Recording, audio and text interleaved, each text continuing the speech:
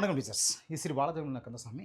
PO try பண்ணுற டீச்சர்ஸுக்கான daily இன்றைக்கி நம்ம அதாவது டெய்லி கிளாஸஸில் இன்றைக்கி நம்ம பார்க்கக்கூடிய கிளாஸ் வந்து சயின்ஸில் நாளமில்லா சுரப்பி மண்டலம். இது வந்து பிஓ சிலபஸ் லைனை பேஸ் பண்ணி வரிசையாக வந்துட்டுருக்கு. உங்களுக்கு பிஓ எக்ஸாம் மிக விரைவில் வந்துடும். அதுக்குள்ளே நம்முடைய எல்லா சப்ஜெக்ட் கிளாஸ் வீடியோஸும் உங்களுக்கு ஃப்ரீயாகவே யூடியூப்பில் வந்துடும். டெய்லியுமே டெஸ்ட் உங்களுக்கு ஃப்ரீயாக வந்துடும். சரி, இப்போ இதை என்ன பண்ணுறோம்னா நாளமில்லா சுரப்பி மண்டலம் அப்படின்றதில் வந்து பாருங்கள், இது வந்து கீவேர்ட்ஸ். இந்த கீவேர்ட்ஸால் வரிசையாக மனப்பாடம் பண்ணிக்குவாங்க. கண்டிப்பாக என்ன பாருங்கள், இந்த மாதிரி பிக்சர்ஸும் உங்களுக்கு வரிசையாக வந்துடும்.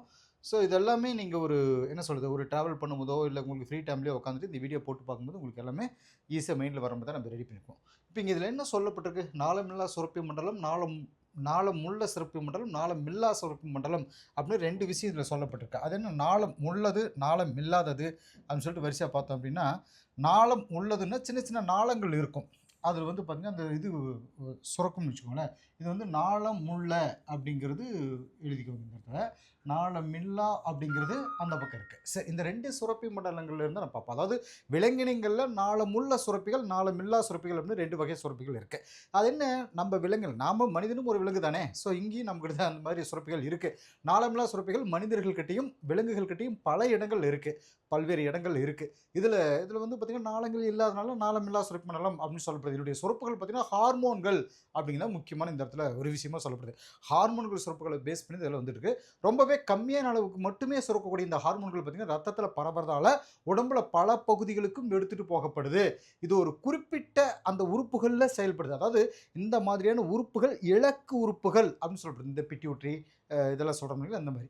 நாளமில்லா சுரப்பி மண்டலம் அப்படிங்கிறது பார்த்திங்கன்னா அதனுடைய செயல்பாடுகளை பற்றின அந்த உயிரியல் பிரிவு வந்து எண்டோக்ரைனாலஜி. நாளமில்லா சுரப்பி மண்டலனுடைய அந்த செயல்பாடுகள் அதுக்கு வந்து எண்டோக்ரைனாலஜி அப்படின்னு சொல்லப்படுது. தாமஸ் அடிசன் அப்படிங்கிறது வந்து நாளமில்லா சுரப்பி மண்டலத்தின் தந்தை என அழைக்கப்படுகிறார். இது ஒரு முக்கியமான ஒரு தகவல். நாளமில்லா சுரப்பி மண்டலத்தின் தந்தை அப்படின்னா தாமஸ் அடிசன். சரிங்களா. இங்கிலாந்து நாட்டு உறுப்பு சொல்கிறது உடற்செயலியல், அதே சமயத்தில் வல்லுநர்கள் சொல்லக்கூடியது உடற்செயலியல் வல்லுநர்கள் அப்படின்னு சொல்லக்கூடிய இவங்க ரெண்டு பேர், WH பெய்லிஸ், EH ரெண்டு பேரும் EHன்னு வருவாங்க. ஸ்டார்லிங் இவங்க கிட்ட எதுக்காக நம்ம தெரிஞ்சுக்கிறோம் அப்படின்னா, இந்த ரெண்டு பேர் இவங்க வந்து பார்த்தீங்கன்னா ஹார்மோன் அப்படின்ற அந்த சொல்ல முதல்ல 1909 பயன்படுத்திருக்காங்க. 1909 சரிங்களா. இந்த வருஷத்துக்கு மேலே வச்சுக்கோங்க. 1909 அறிமுகம் செஞ்சாங்க. அவங்க முதல்ல கண்டுபிடிச்ச அந்த ஹார்மோனுடைய பேர் பார்த்தீங்கன்னா செக்ரிடின் அப்படின்னு சொல்லக்கூடியது. செக்ரிடின் அப்படிங்கிறது முதல்ல அவங்களுடைய இது வந்து எழுதிக்கோங்க. செக்ரிடின் இது ரொம்ப முக்கியமானது. அவங்க கண்டுபிடிச்ச அந்த ஹார்மோனுக்கு பேர், அவங்க வச்ச பேர் வந்து செக்ரிடின் அப்படின்னு சொல்லப்படுது. நாளமுள்ள சுரப்பிகள் சுரக்கிற பொருளை எடுத்துகிட்டு போகிறதுக்கு நாளங்கள் இருக்குது. எடுத்துக்கிட்டு பார்த்தீங்கன்னா நீர் சுரப்பிகள், பால் சுரப்பிகள், வியர்வை சுரப்பிகள் இதெல்லாம் சொல்லலாம். மனிதர்களிடையே மற்ற அந்த முதுகெலும்புகள் இருக்கு பாருங்க, இதுங்கிட்ட இருக்கக்கூடிய அந்த நாளமில்லா சுரப்பிகள் எடுத்துட்டோம் அப்படின்னா பிட்யூட்ரி, தைராய்டு, பாராதைராய்டு, கணையம், அட்ரினல் சுரப்பி, அதாவது கார்டெக்ஸ் மற்றும் மெடுலான்னு சொல்லக்கூடியது. இது அப்படியே நம்ம வரிசையாக பார்ப்போம். அதாவது கணையம்னா லாங்கர்ஹான் திட்டுகள், அட்ரினல் சுரப்பினா கார்டெக்ஸ் மற்றும் மெடுலா, இனப்பெருக்க சுரப்பிகள், விந்தகம் மற்றும் மண்ட சுரப்பின்னு சொல்கிறது. அப்புறம் லாஸ்ட்டாக தைம சுரப்பி அப்படின்னு சொல்லிட்டு நம்ம பார்ப்போம். இதில் பாருங்கள், இந்த வரிசை தைம சுரப்பி அப்படிங்கிறதையும் நம்ம கொண்டு வந்துடலாம். 7 தைம சுரப்பின்னு சொல்லலாம். இதில் முதல்ல இங்கே இருக்கக்கூடிய இந்த பிட்யூட்ரி சுரப்பி இருக்குது பார்த்தீங்களா, இதை நம்ம பார்க்க ஆரம்பிச்சிடலாம். பிட்யூட்ரி சுரப்பி பட்டாணி வடிவம் கொண்டது. பாருங்கள், இந்த பிக்சர்ஸ் வந்து கொண்டு வந்துருக்கு. இது வந்து பிட்யூட்ரி சுரப்பினுடைய பிக்சர்ஸ். இது மூளையினுடைய இந்த எந்த இடத்துல இருக்குது அப்படின்ற விஷயத்தை அவங்க சொல்லப்படுது. மூளையினுடைய இந்த இது போகிறாங்க, இது வந்து மூளை இந்த இடத்துல இருக்கக்கூடிய ஒரு பகுதி. இதை தனியாக கட் பண்ணி இந்த இடத்துல காட்டியிருக்காங்க. சரி, இந்த பிட்யூட்ரி சுரப்பிகள் வந்து வரிசை நம்ம என்ன தெரிஞ்சுக்க போகிறோம் அப்படின்னா, பட்டாணி வடிவம், அதாவது பிட்யூட்ரி சுரப்பி அல்லது ஹைப்போபைசிஸ், பட்டாணி வடிவத்தில் இருக்கிற திரட்சியான செல்களுடைய தொகுப்புன்னு சொல்லப்படுது. இது மூளையினுடைய அடிப்பகுதியில், இந்த மூளையினுடைய அடிப்பகுதியில் இந்த இடத்துல இருக்கக்கூடிய அந்த டைனோசாபிளின் கீழ்ப்புறத்தில் ஹைப்போதலாமஸினுடைய அந்த என்ன சொல்கிறது பிட்யூட்ரி தண்டு மூலமாக இணைக்கப்பட்டிருக்கு. சரிங்களா. கீழ்ப்புறத்தில் ஹைப்போதலாமஸோட பிட்யூட்ரி தண்டு மூலமாக இங்கே இணைக்கப்பட்டிருக்கு அப்படின்னு சொல்லப்படுது. பிட்யூட்ரி சுரப்பி வந்து பார்த்திங்கன்னா 2 கதுப்புகள் கொண்டது அப்படின்னு சொல்லுது. 2 கதுப்புகள் கொண்டது. பிட்யூட்ரி சுரப்பி 2 கதுப்புகள் கொண்டதுன்னு சொல்லப்படுது. அது வேறு செயல்பாடுகளை செய்யுது. முன்புற கதுப்பு, இதை பாருங்கள் வரிசையாக போட்டுருக்குது. இது வந்து முன்புற கதுப்பு அப்படின்னு சொல்கிறது. இது பின்புற கதுப்புன்னு சொல்கிறது. முன்புற கதுப்பு அடினோ ஹைப்போசிஸ் அப்படின்னும், பின்புற கதுப்பு வந்து நீரோ ஹைப்போசிஸ் அப்படின்னு சொல்லப்படுது. கதுப்பு வந்து பார்த்திங்கன்னா மனிதர்கள்கிட்ட இல்லை. அதிகபட்சமான முதுகெலும்புகளில் பிட்யூட்ரி சுரப்பி ஒரு முதன்மையான சுரப்பின்னு சொல்லப்படுது. இது மற்ற நாளமில்லா சுரப்பிகளை ஒழுங்குபடுத்தி கட்டுப்படுத்துறதுனால இதுக்கு தலைமை சுரப்பி அப்படின்ற பேர் இதற்கு உண்டு. தலைமை சுரப்பி அப்படின்ற பேர் வந்து இந்த பிட்யூட்ரிக்கு உண்டு. சரி, தலைமை சுரப்பி நான் தெரிஞ்சிட்டீங்க. அதாவது பிட்யூட்டரியுடைய முன்கதுப்பு அடினோ ஹைப்போசிஸ்ன்னு சொல்லக்கூடிய இந்த கதுப்பு வந்து பார்த்தீங்கன்னா, சுரக்கக்கூடிய ஹார்மோன் பார்த்தீங்கன்னா பிட்யூட்டரியுடைய முன்கதுப்பு பல வகையான செல்களால் ஆனது. அது மட்டும் இல்லாம இந்த பகுதி நாளமில்லா சுரப்பிகளை தூண்டுற பல வகையான ஹார்மோன்கள் உற்பத்தி செய்யும்னு சொல்லப்படுது. இது சுரக்கக்கூடிய ஹார்மோன்கள்னு எடுத்தோம்னா வரிசை ஒவ்வொன்றா ஜிஹெச் க்ரோத் ஹார்மோன் சொல்லக்கூடிய பாருங்க பிட்யூட்டரியுடைய முன்கதுப்பு வந்து பார்த்தீங்கன்னா வளர்ச்சி ஹார்மோன் ஜிஹெச் அப்படின்னு சொல்கிறது. ரெண்டாவது பாருங்கள் தைராய்டை தூண்டும் ஹார்மோன் அதை டிஎஸ்ஹெச் அப்படின்னு சொல்கிறது. கன்ஃபார்மாக இந்த ஏரியாவிலேருந்து பல கேள்விகள் எக்ஸாமுக்கு வரும்.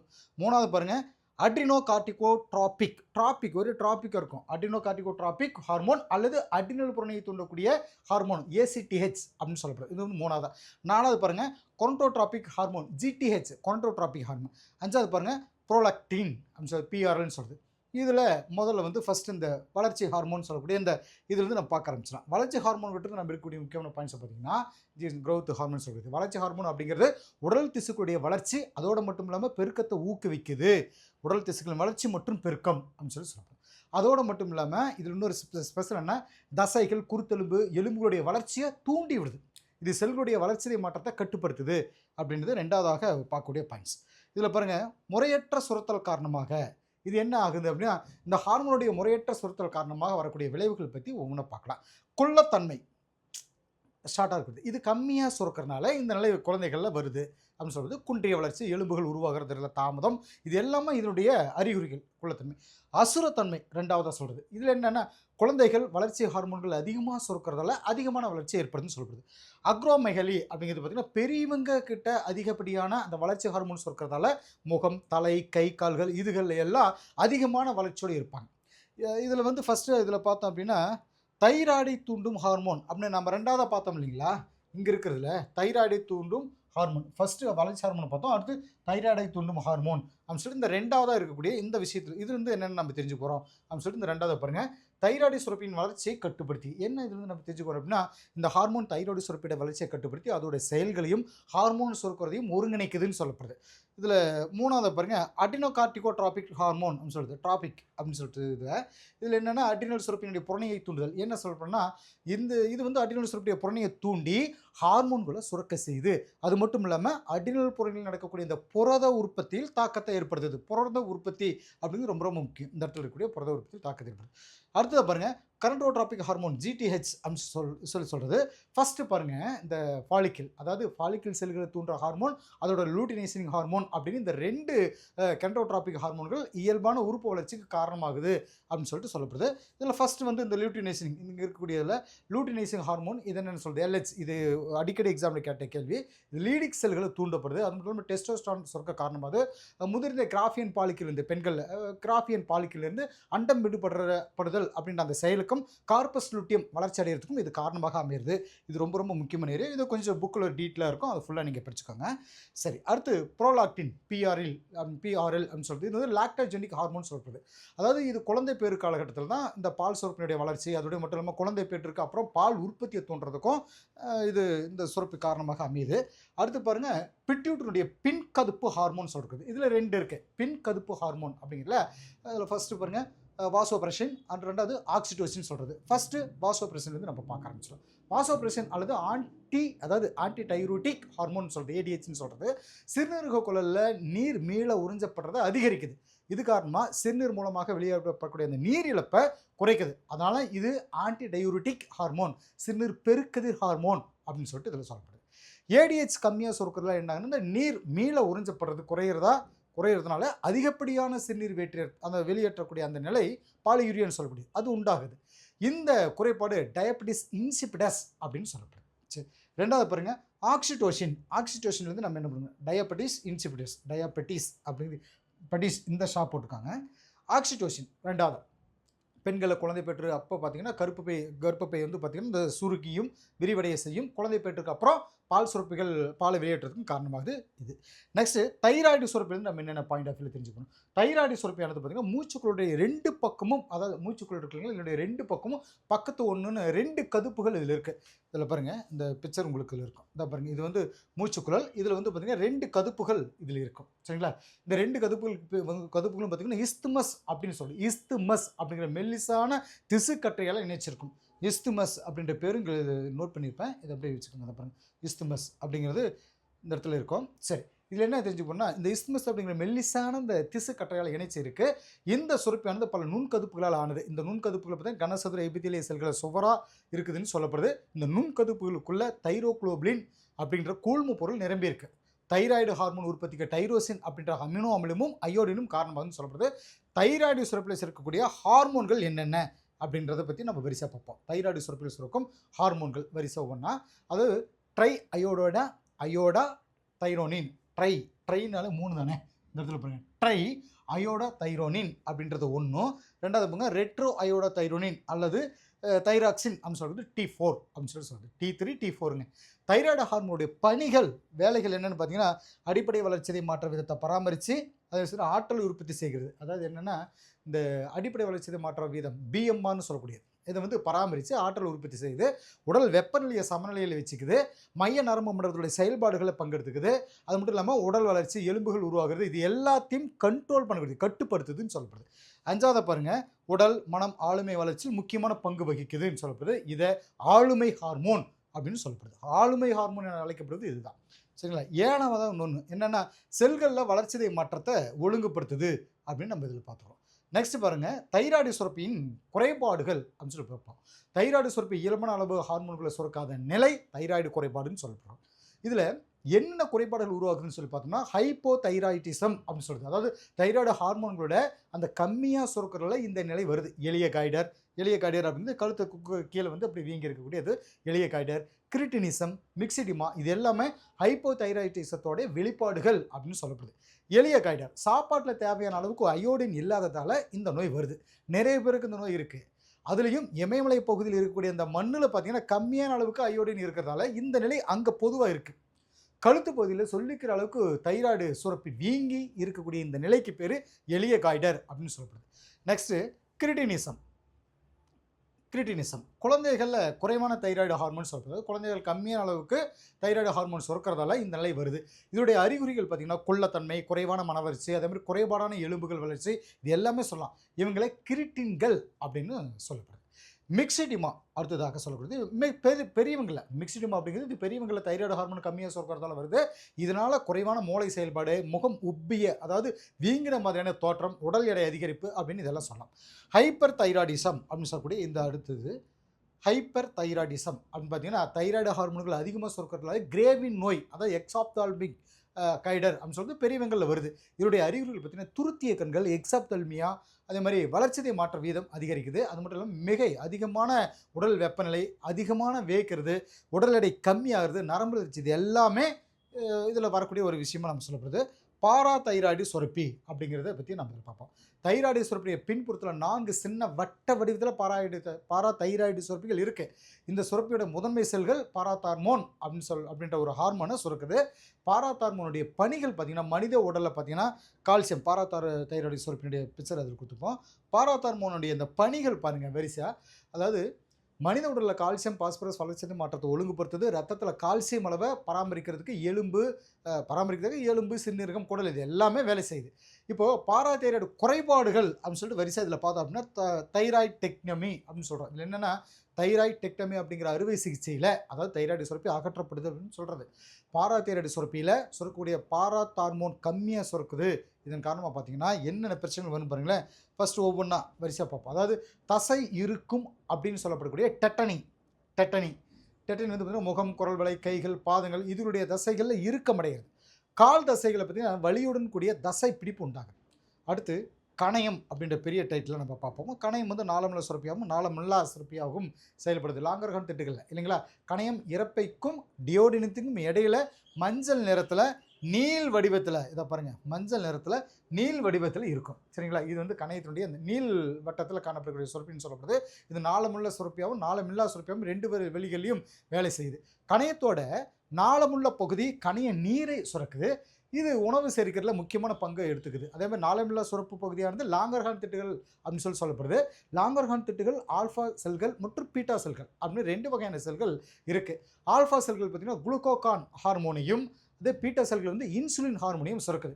கணைய ஹார்மோனுடைய பணிகள் அப்படின்னு சொல்லிட்டு நம்ம வரிசையாக பார்ப்போம். இப்போ ஆல்ஃபா வந்து குளுக்கோகான் ஹார்மோன், பீட்டா வந்து இன்சுலின் ஹார்மோன் அப்படின்னு சொல்லிட்டு இது வரிசையாக நம்ம இதில் பார்த்துப்போம். நெக்ஸ்ட் இந்த கணைய ஹார்மோனுடைய பணிகள் என்னென்ன அப்படின்னு சொல்லிட்டு பார்த்தீங்கன்னா ஃபர்ஸ்ட் வந்து இன்சுலின் தான். அதாவது குளுக்கோஸை கிளைகோஜனை மாற்றி கல்லீரலையும் தசையிலையும் சேமிக்குது.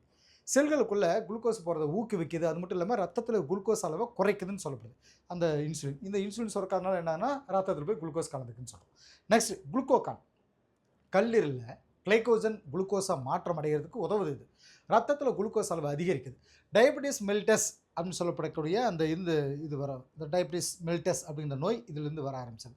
டயபெட்டிஸ் மெல்டஸ்ங்கிறது இன்சுலின் சுரப்பில் குறைபாடு ஏற்படுறதால் உண்டாகக்கூடிய டயபெட்டிஸ் மெல்டஸ் அப்படின்னு சொல்லக்கூடிய இந்த நோய் வருது. இந்த குறைபாட்டுடைய காரணமாக பார்த்தீங்கன்னா ரத்த சர்க்கரை அளவு அதிகரிக்கிறது, ஹைப்பர்கிளைசீமியான்னு சொல்கிறது.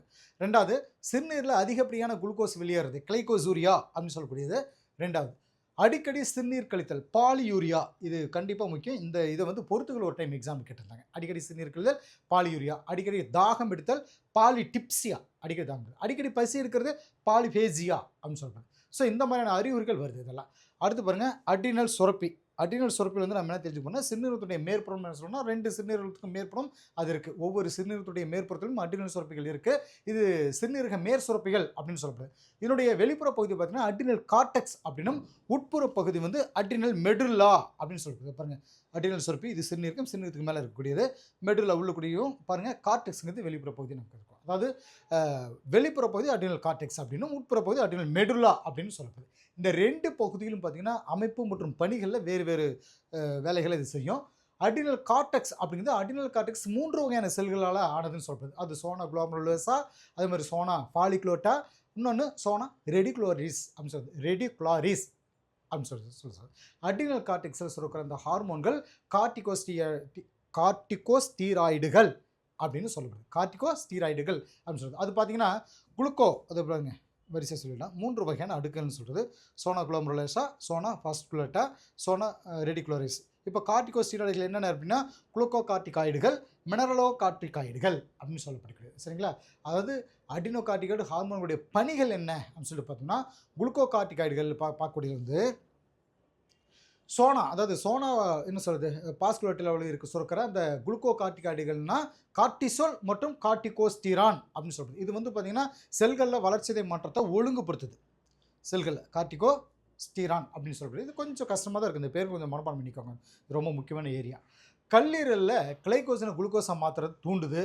3வது பார்த்திங்கன்னா இது அலர்ச்சி, அது மட்டும் இல்லாமல் ஒவ்வாமை, இந்த மாதிரி தடுப்பு பொருளாக செயல்படுன்னு சொல்கிறது. மினரலோ கார்டிகோஸ்டீராய்டுகள்னு சொல்கிறது. கார்டிகோய்டுகள் அப்படிங்கிறது இதில் என்ன நம்ம தெரிஞ்சுக்க போகிறோம், ஆல்டோஸ்டிரான் அப்படின்றத நம்ம ஃபஸ்ட்டு பார்ப்போம். அதாவது சோனா குளோமருலோசாவில் இருக்கக்கூடிய மினரலோ கார்டிகாய்டுகள் பார்த்தீங்கன்னா சுரக்கக்கூடிய ஹார்மோன்கள் ஆல்டோஸ்டிரான் ஃபஸ்ட்டு. இதில் என்னென்ன தெரிஞ்சுக்கிறோம் அப்படின்னா சிறுநீரக குழல்களில் இந்த சோடியம் அயனிகளை மீள உறிஞ்சுறதுக்கு உதவுது. இது. 2வது பார்த்திங்கன்னா அதிகமான பொட்டாசியம் அயனிகளை வெளியேற்றுறதுக்கு காரணமாகுது. 3வது பார்த்திங்கன்னா மின்பகு பொருட்களுடைய சமநிலை, நீர்மளவு, அதே மாதிரி சவ்வூடு பரவல், ரத்த அழுத்தம், இதுக்கு எல்லாத்தையும் ஒழுங்குபடுத்துது அப்படின்னு சொல்லிட்டு நம்ம பார்ப்போம். நெக்ஸ்ட் பாருங்கள் அட்ரினல் மெடுல்லா அப்படின்றத வந்து நம்ம பார்த்தோம் அப்படின்னா அதாவது அட்ரினல் மெடுல்லா குரோமாஃபின் செல்களால் ஆனது. குரோமாஃபின் இந்த இதை நோட் பண்ணி வச்சுக்கோங்க. இந்த பகுதி பரிவு, எதிர்ப்பறிவு, இந்த நரம்புகள் நிறைஞ்சு காணப்படுன்னு சொல்கிறது. அட்ரினல் மெடுல்லா சுரக்கக்கூடிய ஹார்மோன்கள் அப்படின்னு சொல்லிட்டு வரிசையாக பார்த்தோம் அப்படின்னா எஃப் நெஃப்ரின், நார் எபினெஃப்ரின் அப்படின்னு சொல்கிறது. இந்த 2 ஹார்மோன்கள் அட்ரினல் மெடுல்லா சுரக்கக்கூடியது. அது பார்த்தீங்கன்னா எப் நெஃப்ரின் அட்ரினலின் அப்படின்னு சொல்லப்படுது, நார் எஃப்னெஃப்ரின் நார் அட்ரினலின் சொல்கிறது. இந்த 2 ஹார்மோன்களும் பொதுவாக அவசரகால ஹார்மோன்கள் அப்படின்னு சொல்கிறது. இதுதான் ரொம்ப முக்கியமானது. இந்த அவசரகால ஹார்மோன்கள் சண்டை, பயமுறுத்தும் அல்லது பறக்கும் ஹார்மோன்கள் அப்படின்னு சொல்லிட்டு இதெல்லாம் நம்ம வரிசை சொல்கிறாங்க. இது வந்து பார்த்திங்கன்னா மன அழுத்தம் மற்றும் உணர்ச்சி வசப்படுற காலங்களில் உற்பத்தி ஆகுது. அதனால் இந்த ஹார்மோன்கள் சண்டை, பயமுறுத்தும் அல்லது பறக்கும் ஹார்மோன்கள் அப்படின்னு சொல்கிறது. அட்ரினல் மெடுல்லா சொல்லக்கூடிய ஹார்மோன்களுடைய அந்த பணிகள் பார்த்திங்கன்னா எபினெஃப்ரின் அட்ரினல்னு சொல்கிறோம் இல்லைங்களா, இதனுடைய பணிகளில் வரிசையாக நம்ம பார்த்தோம். அட்ரினல் மெடுல்லா சுரக்கும் ஹார்மோனுடைய பணிகள் அதாவது என்ன, கல்லீரல் மற்றும் தசைகளில் இருக்கக்கூடிய கிளைகோஜனை குளுக்கோஸாக மாற்றுறது, அதை வந்து ஊக்குவிக்குது. 2வது இதய துடிப்பு மற்றும் ரத்த அழுத்தம், இது எல்லாத்தையும் அதிகரிக்குது. 3வது பாருங்க மூச்சுக்குழல், அதே மாதிரி மூச்சு சிற்றறை, இதையெல்லாம் வந்து விரிவடைய செய்கிறது மூலமாக சுவாச வீதத்தை, மூச்சு வாங்குறது அந்த வீதத்தை அதிகரிக்க செய்யுது. கண் பார்வையை விரிவடைய செய்யுது அப்படின்ட்டு. 5வது பாருங்கள் தோலுக்கடியில் போகக்கூடிய அந்த ரத்த ஓட்டத்தை குறைக்குது. சரிங்களா?